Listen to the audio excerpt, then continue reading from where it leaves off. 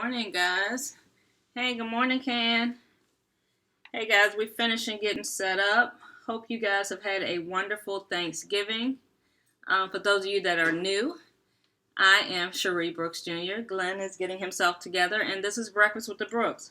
Please, if you are new to our channel, please subscribe and be sure to ring the bell. Also, share this out. Share this out to your friends and family, and we will be going live in just a minute. Once again, good morning, good morning, good morning. Good morning, Teresa.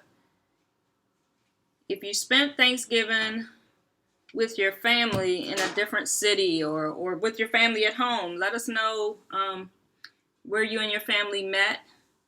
You and family and friends spent Thanksgiving this year. If you spent it someplace exotic, let us know. You know, some people actually travel on Thanksgiving. We've done that before in the past. And so we will be getting started shortly. Once again, welcome to Breakfast with the Brooks. And I'm Sheri Brooks Jr. Glenn will be joining us in just a moment. While we're waiting on him, please go ahead and share this out. We're going to have a interesting conversation today. So I want you to share this out to anybody that you know that's a parent. Whether they're a parent of young children, they're a parent of adult children, grandparents, step-parents, foster parents, anybody that parents children in any shape or form. If they're a child care provider, in any way, shape, or form, if they're working in the lives of children, this is going to be an interesting talk for them today. What's up, babe? Good morning. Good morning. Good morning, everybody. Hey, Teresa. What's up, Ken? How's everybody doing? Running just a tad bit behind today, guys. It's Friday, Saturday after Thanksgiving. Lord Jesus. Saturday. Welcome to Breakfast with the Brookses. For those of you guys who are just jumping in the room, I'm Glenn P. Brooks Jr. A little late this morning. Hey, guys. Super excited to have everybody here. I don't know if you guys are just jumping in, but if you are, if this is your first time, put first time in the chat. This is your first time, put first time in the chat. We're going a little bit late. We're going to go ahead and take our time and share this morning. We've got our grateful t-shirts on. I don't know if you guys notice our t-shirts, but one of our MAPS members, one of the young ladies, she's one of our coaching clients. She is in the MAPS Relationship Academy in the singles group, and she is a brand new author. We're going to get an opportunity to interview her before too long, LaRonda Mayton.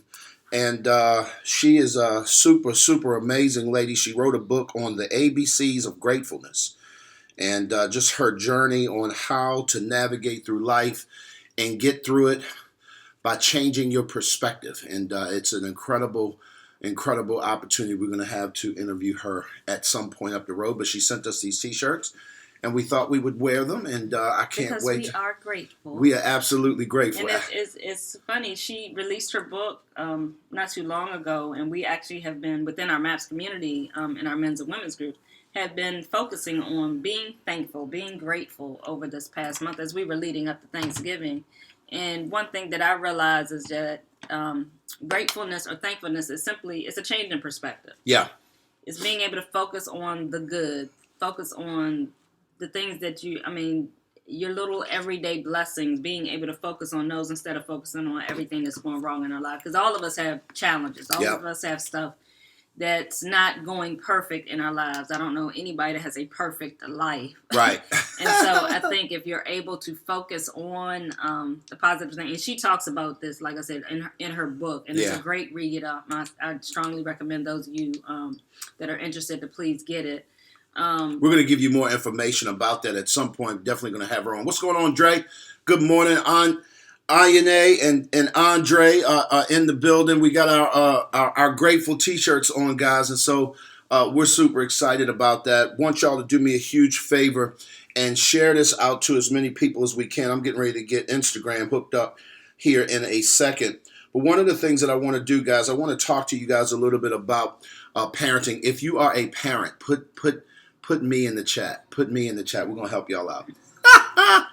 I'm telling you right now, this past Thanksgiving, we had the opportunity to meet and connect and fellowship and love on our family. We have family come in from, all over the area here to Virginia Beach. And my sister came down, Candace. She's on the line. It was so good to see you, sweetie.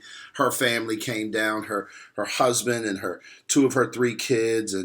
And then we had some extended family. Sharice, obviously, most of Sharice's family is here. Your mom and dad is already here. My brother. Your brother's here. His wife is here.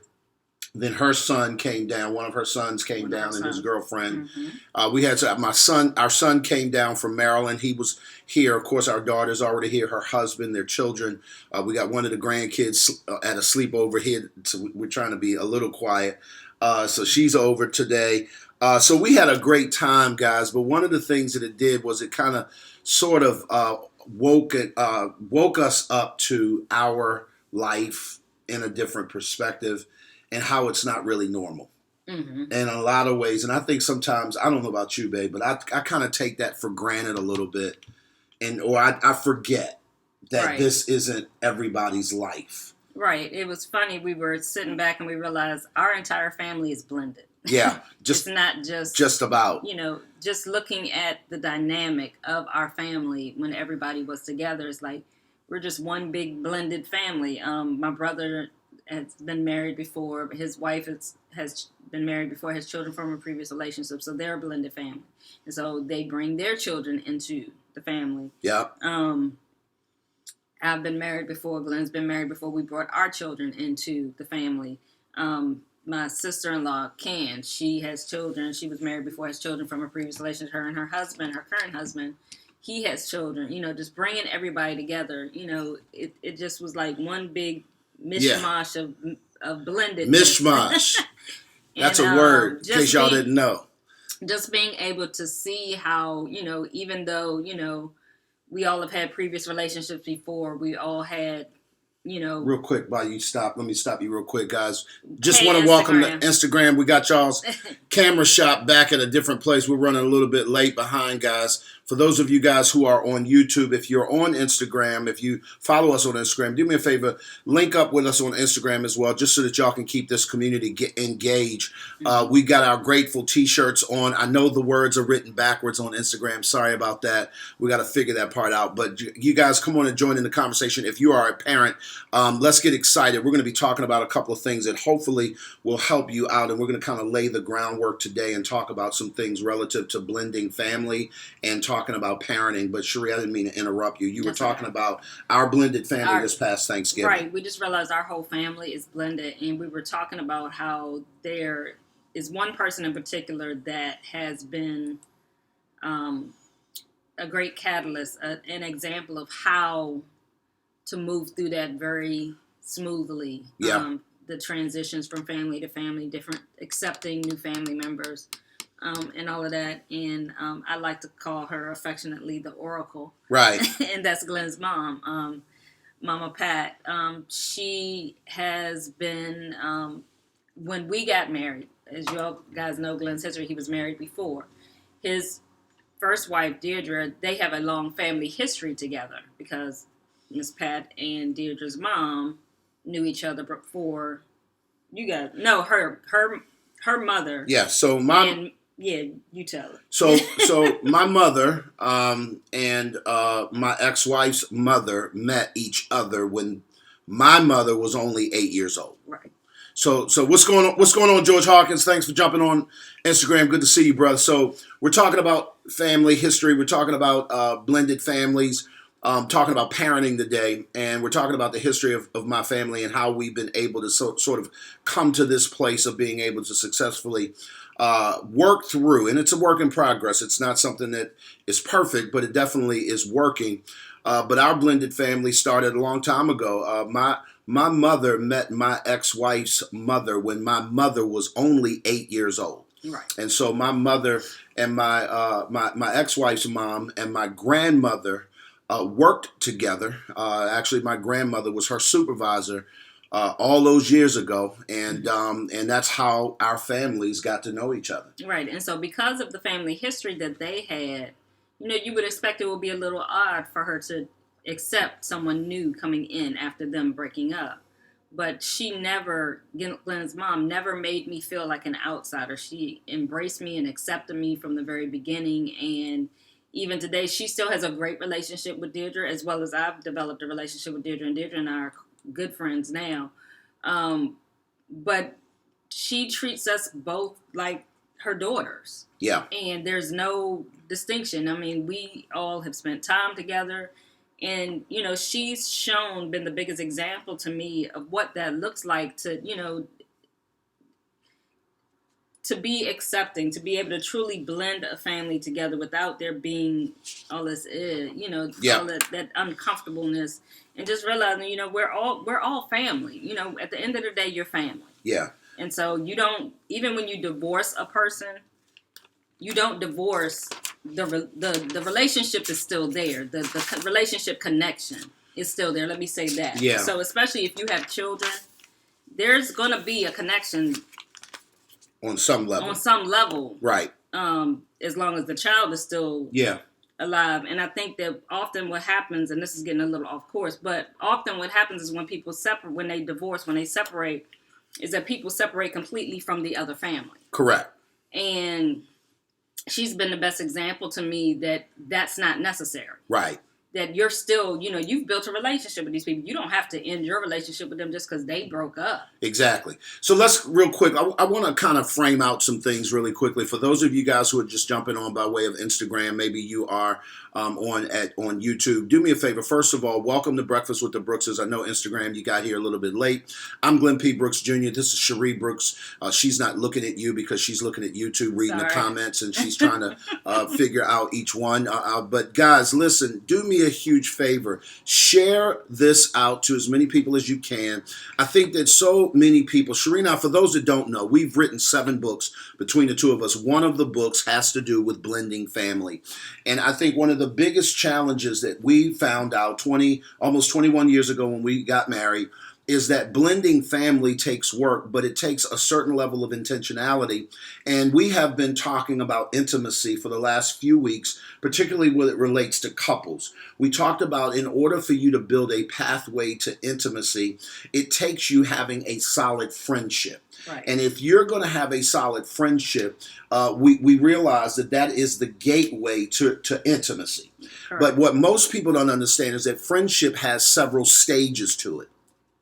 And when you understand the different stages of a friendship, you can move from one stage to the next. And when you do that properly, you build intimacy within the relationship. Well, I want to use those principles. And if you've missed any of those broadcasts, just do me a favor. For you guys on Instagram, go to the link in the bio. For you guys here on YouTube, just simply go to the channel and catch the full replays. You can get all that information there. But one of the things that I want to share with you guys here is I want you guys to understand is that those same principles work with your children. Right. Sheri, I think that there's fundamentally this understanding. So when you go back and you talk about my mom being an example, or what you affectionately call her as the oracle, my mother has the ability to sit in the room and everybody comes to her and is drawn to her. It's like when they come in the room, they want to sit around her. They want to seek her out. Whether they're the older or the younger, whether they're men or they're women, it's like and she's not 100 years old. You get what I'm saying? She's not biologically the matriarch. She's not even the matriarch of our family, if you will, biologically speaking. That would probably be my grandmother in that regard. It would be my grandmother. She's 95 years old, and she is the senior oracle, if you will. So but there is this thing. It's an aura. I think that there is a skill set in there that my mother has developed that partly is birthed out of her heart to do so, that I've picked up, and I want to teach and train people over the next couple of weeks how to create a pathway of intimacy that allows your children to be drawn to you and want to be around you for a lifetime. I need y'all to understand that. That level of drawing power causes a child, even through their own evolution as a child, to want to be in your presence. And why is that important? Because as we navigate through life, Here's what you're going to always need. You're going to 100% always need wisdom. Always. Here's what I'm going to be honest with you. Wisdom is something that doesn't get old. It just doesn't. You're going to always need to have somebody's input on what's next. How do I navigate this? How do I go through this? And whenever you find yourself in a place where you don't have a person that can help navigate you through a process, I promise you that's where you wind up getting stuck. Right. And I think that oftentimes as we grow up, as we become adults, we don't think we need that anymore. We think we go through that phase where we think we know everything. But I think that when you have built a relationship with your children at a young age where they feel like they can come to you without feeling belittled, without feeling like they're always being criticized, it leaves a door open where they feel like even as they get older, as they go through things, or just when they're seeking guidance on something, that they can come to you and that they'll want to come to you because they don't feel like it's going to be always you coming down on them, or, if they're going through a challenge, that it's, well, I told you this was going to happen. Don't nobody want to hear that I told you this, and don't nobody, especially when you're an adult, you're going through life, you're learning, you're growing through different phases. But you want to be able to go to the people that you respect the most, which typically are your parents.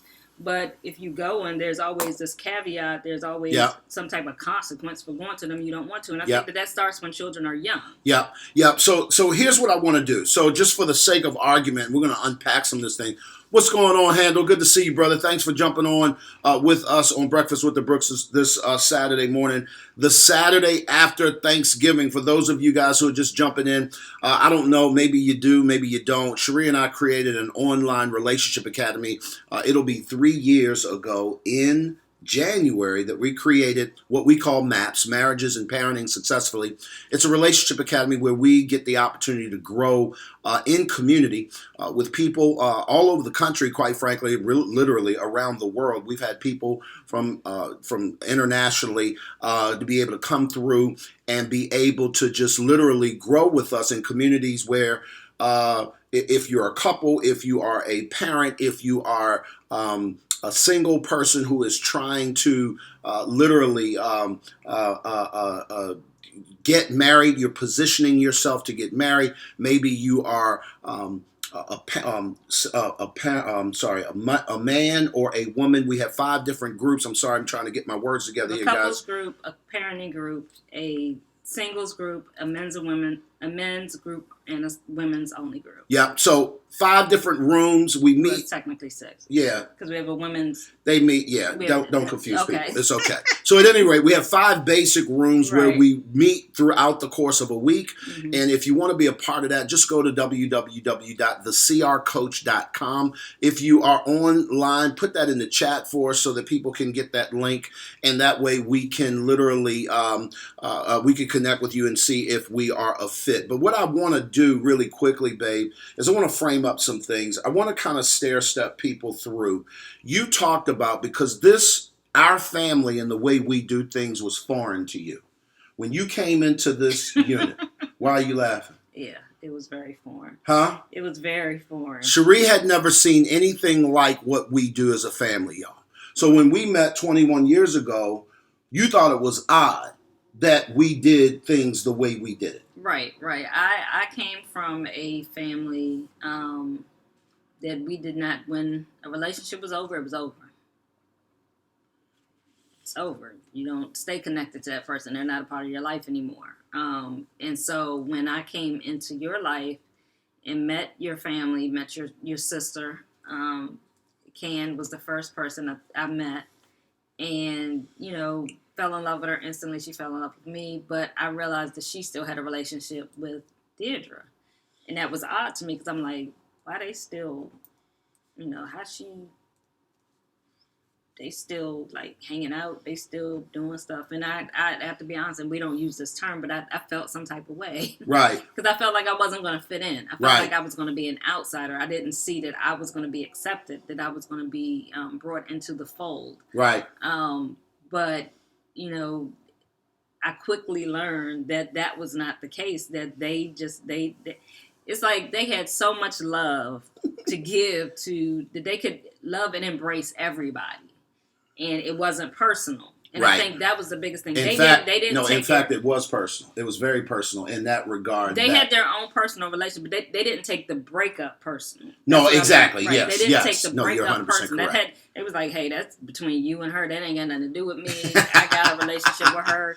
We good. That's funny. And it That's hadn't had nothing to do that's with funny. it. And I know we're talking about parenting, but I just want to talk about this real quick.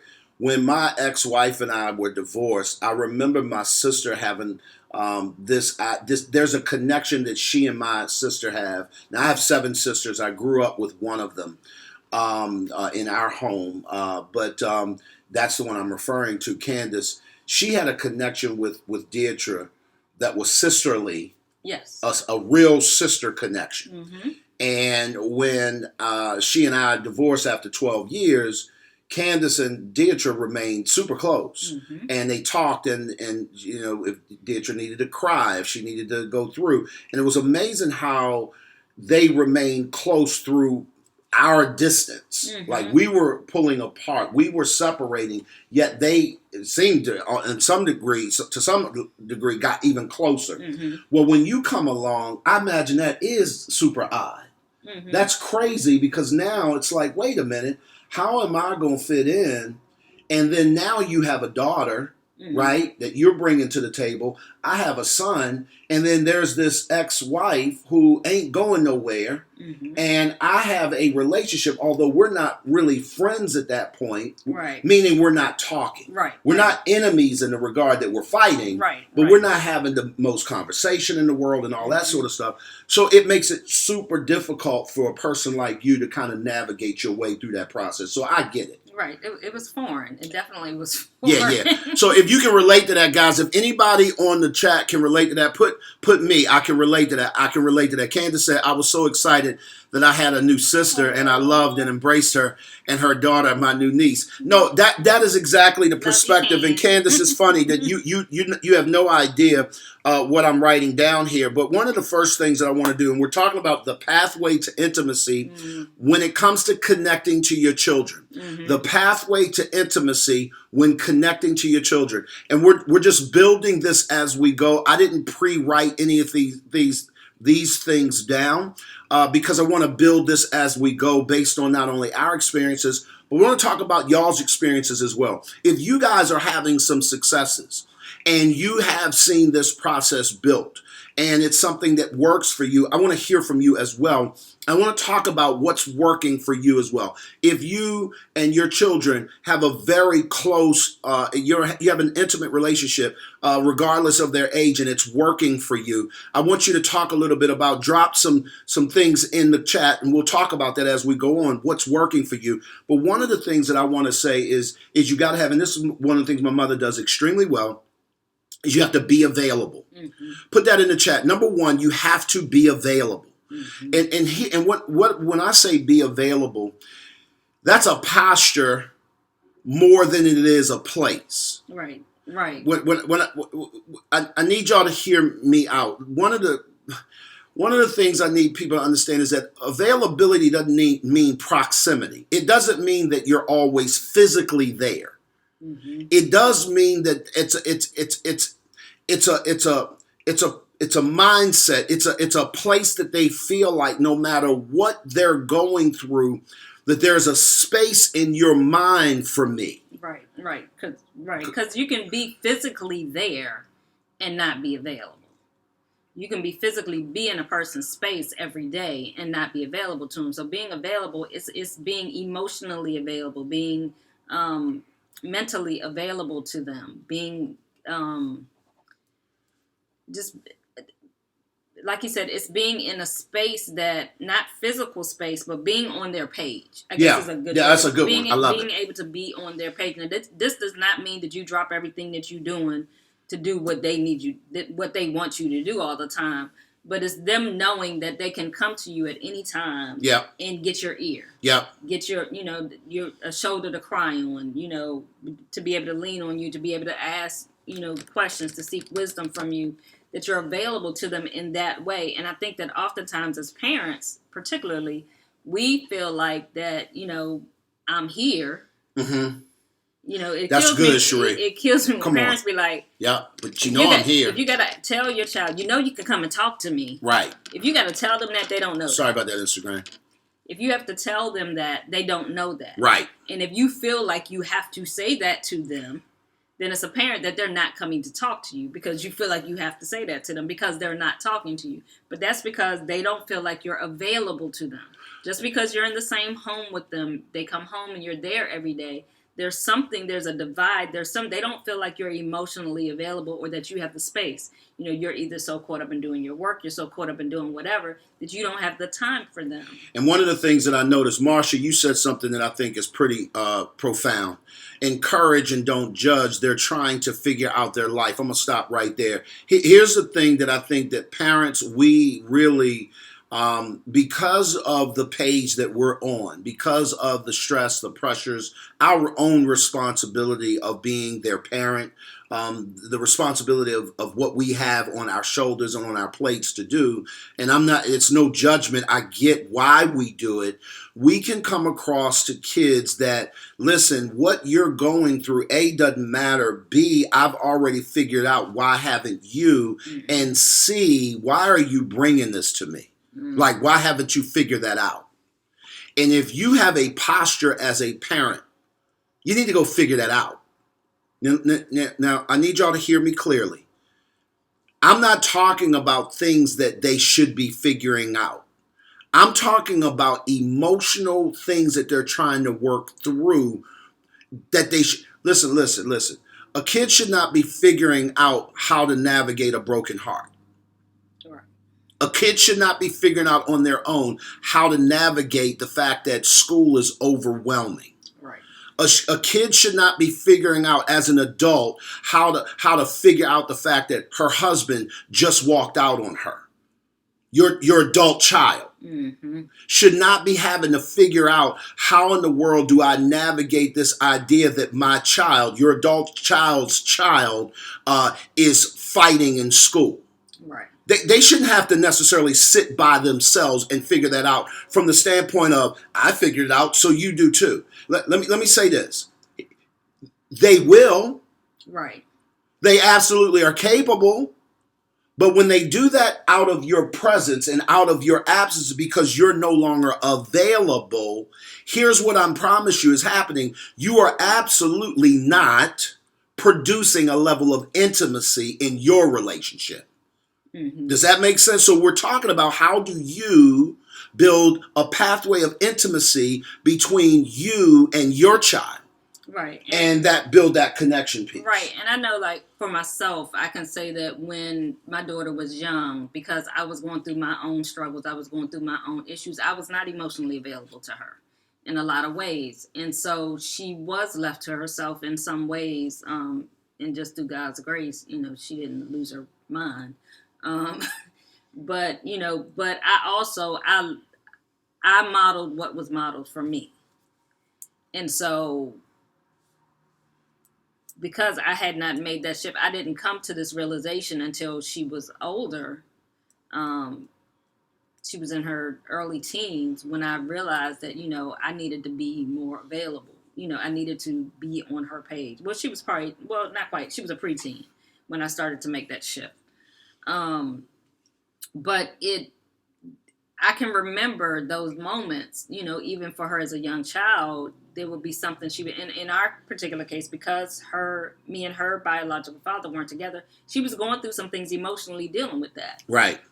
But I wasn't available to her to help her walk through that process. Right. So she went through that in silence a lot until she was a preteen, where I was able to, I was on her page. I would notice, like, oh gosh, what's going on? Right. But I was so consumed with my own issues prior to that because I was going through my own struggles, fighting my own demons at that time. I was not aware. And so a lot of times it's not out of strictly negligence. It's 100%. out of you're just simply not being aware 100%. that you're doing this because you doing what you got to do to get through life. Well, but I think that we have to realize that as parents, we have to be, and to go to our second point, you have to be aware. So for those of you guys who are just jumping in, maybe on Instagram, good to have you guys this morning.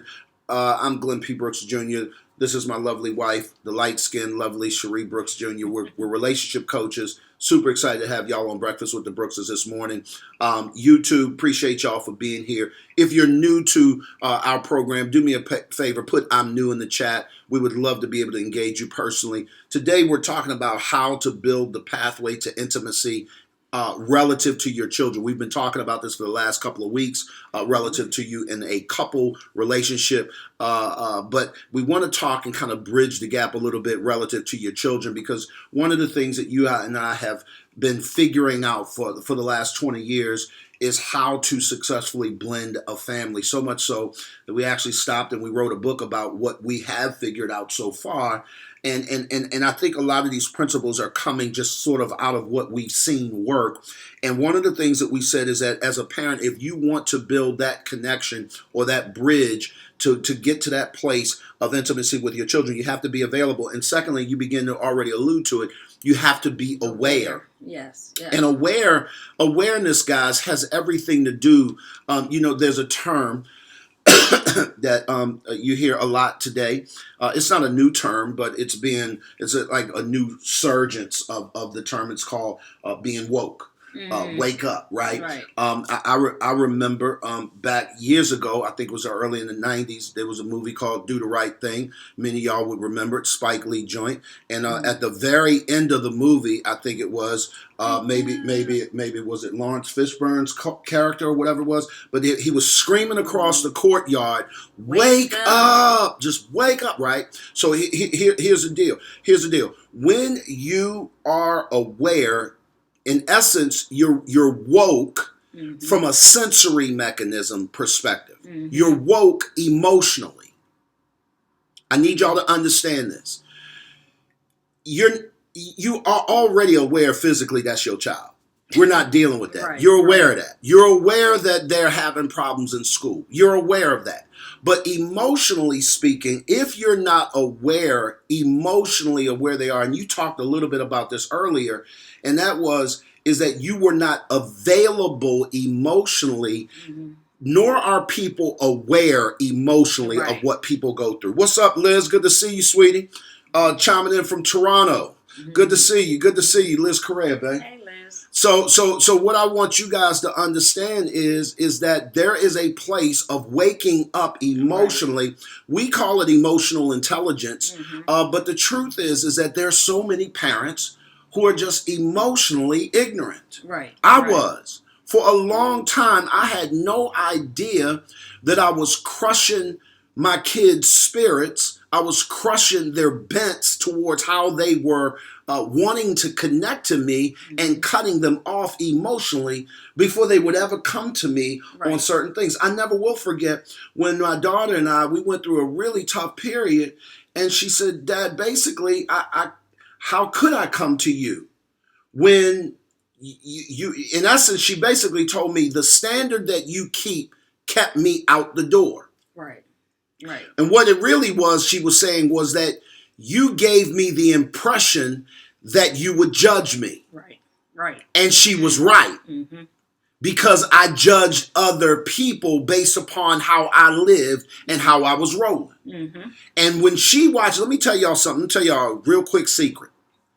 When your children watch you deal with other people a certain way, they will automatically assume, and in many cases they're probably not far off, that you're going to deal with them the same way. Yep. So if you are the kind of parent that will in fact get real judgy with other people, promise you this: you are telling them without telling them. If you bring that to me, I'm gonna make you feel real low, real bad, real terrible, and real all of that before you even open your mouth. So basically, don't come to me. Right. And so therefore I was But not you can aware come talk emotionally. to me. But you can come talk to me. No. So I was not aware. So I want you guys, and again, these are all things that you have to be willing to do. And this is all a process. These are some of the things that we teach people. These are skills that you have to build. We teach people how to do this in our relationship academy. But one of the things that I feel really strongly about, my mother was a person that emulated this. She demonstrated what it looked like to be aware emotionally. She was just super sensitive to what we were going through. I never will forget one time my mother, I asked her the question, Sheri, what does the word cozy mean? And I had to be, I don't know, 8 or 9 years old. Mm-hmm. And I said, Ma, what does cozy mean? Now, she could have said, go look it up. That's what most parents said. And she has told me that on occasion. Go look it up. Y'all, if y'all had them parents that would tell you go get the dictionary, put a 1 in the chat. You had them parents that go get the dictionary, right? She could have said that. She didn't say that day. She said cozy. And I never will forget, we were sitting watching TV, and she said, well, let me come here for a minute. And so I crawled up onto the bed, and she just grabbed me, and she just did like this, and she said, and she just kind of just held me like this. And she just kind of did just like this. And she said, you feel that feeling? I said, yeah. You see how Sheri is just kind of melting? I'm about to fall asleep. She said, that's cozy. I was done. At this particular point, from 8 years old till now, you can't tell me what cozy don't mean. Like, I know what cozy feels like. That's because she was aware emotionally. Does that make sense? You want to chime in now? Go ahead. Last thing we're gonna talk about this morning, guys. If that makes any sense, put "makes sense" in the chat. Put "makes sense" in the chat. Mm-hmm. Put "makes sense" in the chat. My Glenn and my mom are word people. Yes, we are, Candace. We have always been word people. Yes. What's up, Daryl? Good to see you, my friend. Good to see you. Glad you could jump on live. George, yes, indeed. I appreciate that, George. Okay, last thing we're going to deal with today, and then we're going to keep building this list over the next couple of weeks, guys. I just want to give you these 3 things, and we're just literally building them as we go. So we said number 1 was be available. Number 2 was be aware. Last thing I want to talk about, and this is so my mom. She's done this really well in so many ways. Is just be authentic. Mm-hmm. Be authentic. Put that in your chat. Put that in the chat. And I got a caveat with this. Now, be authentic does not mean that you're telling your 5-year-old your whole life history of everything that you done did in life and traumatizing the child because you want to make them know you're relatable. That's not being authentic. Being authentic is being you. It's not putting on airs with your child, not being one person at home and then another person when you're out. Please say that again. With them. Please say that again. So not going out with them, y'all at a friend's house and you're like, now you know y'all don't do that at home. When you know goodness well they do that at home. Right. Falling out on the floor in the grocery store talking about, like, we don't do that at home. Yes, they do. Yes, we do. What are you talking about, Mom? Of course we do. And if they come out their mouth and say that, you're going to want to slap them. Now you want. So don't do that. Don't do that. Don't do that. Don't people please other people. If you carry it one way at home, now yes, they should have know how to go respect somebody else's house when they go there. But don't tell them we don't do that at home. If you let them do it at home, just say, hey, when we at other people's houses, we need to respect their house. We need to respect their house, whatever the case may be. But a lot of times, be authentic is not inviting somebody over your house saying, you know what, feel at home and do what it is that, make yourself at home. No, that's not what you really mean. What you mean is respect the boundaries and the rules at this home. Right. That's what you really mean. Mm. So be authentic says, hey, do me a favor. Make sure you take your shoes off. And when you come to our house, you have to take your shoes off. Mm-hmm. That's a rule that this one created. I didn't grow up like that. So as a result, when you walk in the door, there's a little bench on the side when you walk in our front door that allows you to put your shoes, and it's even got a little bench where you can sit down and take them off. Eventually, she's going to probably wind up getting little disposable slippers so you can put over top your shoes for the people who don't like to wear shoes because she doesn't like to do a lot of cleaning. So the truth of the matter is that she's being her authentic self, because to know my wife is to know that she's a turtle and she's concerned about the details. I could care less. But that's my authentic self. So what I want to help you guys out as parents, it is critically important when you want to build a pathway to intimacy with your children and you want to create a connection. I think what jacks kids up more than anything else, or what jams them up more than anything else, I recently heard this on a sports show. One of the announcers said, "You ever heard of that? Do as I say, not as I do."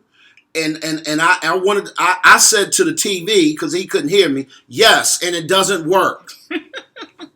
Because he was making the point that, you should have certain things at the table for kids and certain things for the adults and this, that, and the third, and they should exercise this, that, and the third. And I said, yeah, you could do that, but here's what I will tell you is that it's also going to create confusion. Right. Because now you're going to also create the idea that, well, I can do this and I can do that. And the point I'm making in this is that that's a slippery slope that becomes very difficult to manage. Mm-hmm. That's the only point I'm making. I'm not telling you what to do. That's your house. That's your business. Don't email me nothing, because you don't want to know what my authentic self will respond to your email. So please don't do that, because I will definitely have an authentic response to that. Promise you.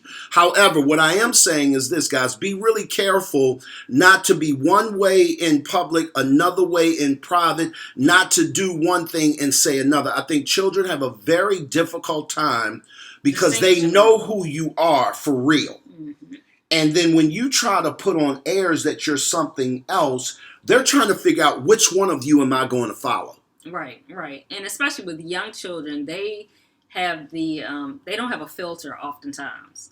And so they will say things. And then you're really upset because now you're embarrassed because you putting on airs. And so just be your authentic self. Be you. The parent that you are at home, be that parent in public. Now, like I said, you do teach them to respect other people's places and things like that. But don't come across in a way that it's like, this is how we do it at home. Yep. Don't, because that confuses them. Because then it's like, okay, so if you go, I'll give you an example. So if you go to a family house for the holidays, you're like, oh, they can just let them, they okay, just let them go. They can go outside. And when you at home, you don't let them go, but to the porch. When they get home and they go on the porch, they'll be like, oh, well, Mom said yesterday we could go down the street. Right. So now they playing the next house down the road. You come outside, you fussing, you confuse them. Right. Because you switched up the rules. Right. They don't understand. You just said that they could do that because y'all were there. They're thinking, oh, there's a new rule now. Right. I get to go and do this. So you created confusion. We've been set free. Right. We've been liberated. So you confuse them. So when you're not your authentic self, when you switch, when you are fluid, you change based on the circumstances in things that matter. Not say you can't make adjustments, but I think that you have to have conversations with your children also. And I think that's one piece a lot of times as parents, we don't communicate with our children. Yeah. And as it's age appropriate, if you're going to somebody's house, hey, we're going to Aunt Sarah's house now. I know that they got this big backyard outside and they let them go play. Now you can do that, but just remember your manners, remember this, that, and the other. You have that conversation when you go there, and you let them know that this is because we're here, and these are the rules of this house. You're going to follow the rules here in this house while we're here in this house. Right. And so the whole point I'm making there, babe, is that when you are your authentic self, what it does is, hey, Karen, good to see you on Instagram, girl. Good to see you. It really helps you to develop a clear path of connection with them, because they know what to anticipate. Right. They know what to expect. They know that you're consistently you. Right. And I think that when it comes to being intimate, if I can switch gears for a quick second as we get ready to wrap up today, intimacy is really about knowing a person. Right. Let me help y'all understand. When you are trying to be really intimate with a person and you're in a space and you know a parent and a child have an intimate relationship when a parent can feel comfortable to cry and share with their child how they feel. Mm-hmm. When a child can cry and share with a parent how they really feel without being prompted to. That's a level of intimacy or a level of vulnerability that's unique, and not everyone can do it. And I'm not talking about people who are criers or not criers. This is just that's just a general way of being able to tell that you're not inhibited by anything. When it comes, you allow it to flow. When you're authentic, you will allow your authentic self to just flow. And that's what we're talking about. And so I want you to, my mother was always good at allowing her authentic self to flow. I remember my mother not allowing us to speak ill of our father because they were divorced when we were very young, and we would be angry when, say, he promised to come pick us up and he didn't come do it. Mm-hmm. And we would be bothered or sad or really feeling it. And we would be upset, and we well, he don't have to come and get us, or, well, or whatever. Maybe we were talking, but I remember her saying, "That's your father. I don't need you. You need to watch what you say." Mm-hmm. But here's what she would say. She would say that from a place of, and she never had to say this out of her mouth, "I don't talk bad about him." Mm-hmm. Right. In other words, follow me. Mm-hmm. Not I get to talk bad about your father and you have to watch what you say. Right, and you can't. Right. No, it is watch your mouth. That's your father. Right. And I'm telling you based on my authentic self that says I watch my mouth. Right. But she doesn't even have to say that. Right. Because that's authentically who she is. Does that make sense? Right. And I think the thing that I'm hearing in that too is she wasn't telling you guys, you don't get to be upset. You don't get to be mad. You just need to be respectful. That's exactly right. You can be upset. You can be disappointed. And you can share. And you can share that you're disappointed, but be respectful in how you say that. Because 100%. That's still your father. You still need to respect him as a person that he is. But you get to be upset that he didn't show up. And that's exactly how she used to put that. And I never will forget growing up and now becoming an adult and getting to choose my own way I felt, mm-hmm. my own opinion, mm-hmm. my own judgments, if you will, on how I wanted to engage or interact or forgive or not, or whatever my healing process had to go through from that process of going through that. I've put it in books and the whole mm-hmm. 9 yards, and I was able to grow through my process because she modeled authenticity. And thus, to this day, my father and I have the most intimate relationship on the planet for a kid that was left to himself that I've ever seen. Right. And we shouldn't be this close. Right. If that makes any sense. And I know cats who are not close to their fathers for less. Right. But exactly. I think it's because she modeled these three things. So we're talking about being available, being aware, being authentic, guys. Listen, we're going to keep building this as we go. Sheri, I'm excited. Do me a huge favor, guys. Share this out. Let people know. This is Breakfast with the Brookses. Next week, we're going to kind of pick up. And then also chime in on what your successes are. If you are having a successful, I know Liz Correa and her bonus parent. I'm sorry. Not bonus father. Bonus parent. Captain's father. They have an incredible relationship.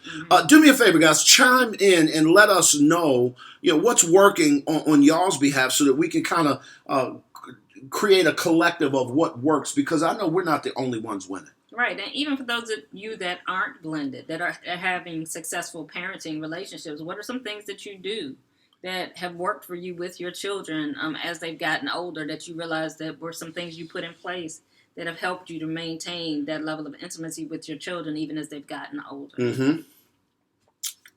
Excuse me. Absolutely, baby. Okay? That's where you were supposed to keep talking. I got stuck. You got stuck. You thought I was choking and I was going to die. Yeah. I'm not going nowhere. Okay. I'm not prepared to do the Heimlich if I need to. The Heimlich over here. Ain't nobody doing no Heimlich over here, guys. We got to get up out of here. I'll be good. Y'all be good. It's time for us to go. Listen, we'll see y'all next week. At the end of the day, here's what y'all know to be true. We all need some help, including me. Instagram, y'all be good. YouTube, y'all be good. We'll see y'all next week. Bye, guys. Have a great Saturday.